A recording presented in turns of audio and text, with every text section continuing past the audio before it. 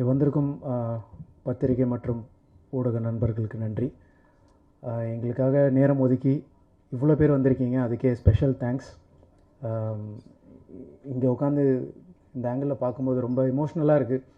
ஏன்னா இந்த படத்தில் வந்த ஒரு சின்ன டைலாக் மாதிரி சினிமா என் லட்சியம் அப்படின்னு ஒரு டைலாக் வரும். உண்மையாகவே அது எனக்கு ஒரு பெரிய லட்சியம், ஒரு 16-17 வருஷம் லட்சியம். ஸோ எப்படியாவது சினிமாவில் ஹீரோ ஆகிடணும் அப்படின்ற ஒரு பெரிய கனவு. அதனால் அதை இங்கே உட்காந்து அந்த மொமெண்ட்டில் இருக்கோம் அப்படின்னு நினைக்கும்போது, அதை பார்க்கும்போது ரொம்ப இமோஷ்னலாக இருக்குது. ஸோ மறுபடியும் ரொம்ப நன்றி, நீங்கள் எல்லோரும் நேரம் ஒதுக்கி வந்ததுக்கு மனமார்ந்த நன்றி. அண்ட் அந்த கனவை நினைவாக்குனது வீனஸ் என்டர்டெயின்மெண்ட், கணேஷ் சார்.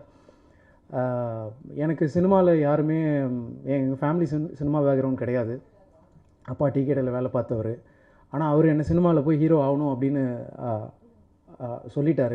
அவருக்கு அந்த ஆசை இருந்துச்சு, எனக்கும் அந்த ஆசை இருந்துச்சு. ஸோ இப்போ அவர் கனவை நான் நினைவாக்கணும் அப்படின்னு ஒரு ஆசையில் இருக்கும்போது எனக்கு எங்கேருந்து ஆரம்பிக்கணும் எதுவுமே தெரியல.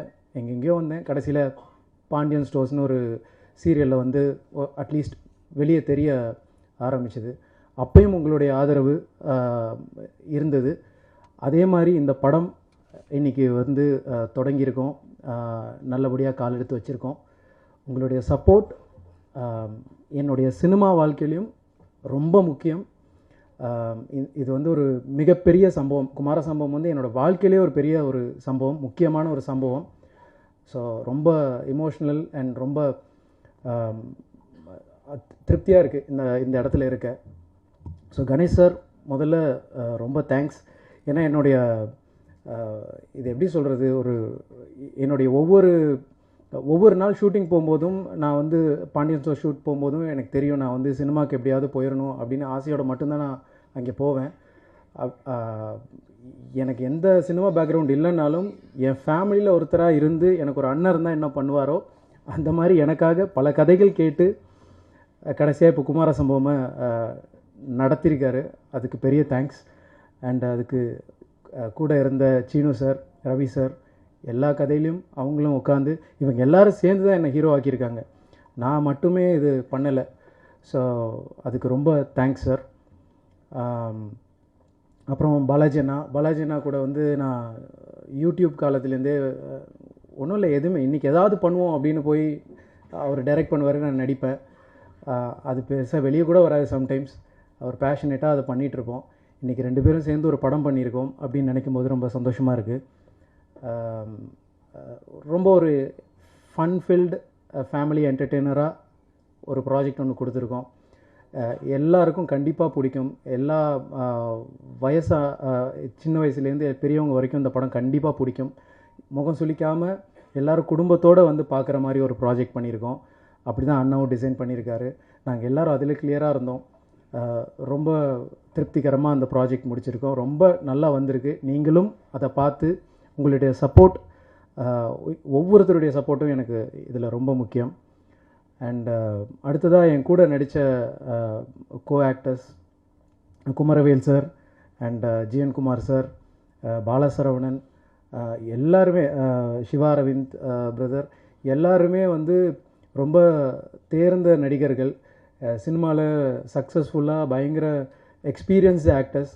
அவங்க எல்லார் மத்தியிலும் நான் நடிக்கிறதுக்கு முதல்ல பெருமைப்படுறேன். அந்த இடத்துல என்னை கொண்டு வந்து ப்ளேஸ் பண்ணதுக்கு ரொம்ப நன்றி. பட் என்னை ரொம்ப கம்ஃபர்டபுளாக, ரொம்ப அவங்க வீட்டு பையனாக தான் என்னை பார்த்து, அதுதான் சொன்னேனே, இது இவங்க எல்லோரும் சேர்ந்து தான் என்னை ஹீரோ ஆக்கியிருக்காங்க அப்படின்றதான் சொல்லணும். ஸோ அந்த மாதிரி ரொம்ப கம்ஃபர்டபுளாக இருந்தது. இவங்க எல்லாருக்கூடையும் நடித்தது எனக்கு மிகப்பெரிய பெருமை. Thank you sir. நெக்ஸ்ட்டு எங்கள் கேமராமேன் ஜெகதீஷ். என்னோடய லுக்கில் ரொம்ப, நான் கூட சில நேரம் அந்த சீனில் ரொம்ப எதாவது ஒழுங்காக நடிக்கணும் அப்படின்றதில் இருப்பேன். என்னோடய லுக்கில் ரொம்ப கான்ஷியஸாக இருப்பார்.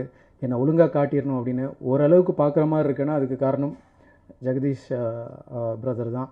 Thank you Jagadish bro. ரொம்ப கான்ஷியஸாக இருந்தார்.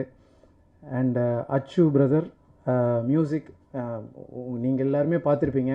அந்த சாங்கை ஃபஸ்ட்டு பாலாஜி நான் கேட்டுட்டு எனக்கு தான் அனுப்புனார். அப்பையிலேருந்து கேட்க ஆரம்பித்தேன். இப்போ வரைக்கும் நான் அந்த பாட்டு, அந்த விடியாத இரவை கேட்டுட்ருக்கேன். ரொம்ப நாங்களே சொல்லக்கூடாது, பட் அவ்வளோ நல்ல ஒரு சாங் அச்சு பிரதர். இமோஷ்னலாக அது ரொம்ப டச் ஆகுது அந்த பாட்டு.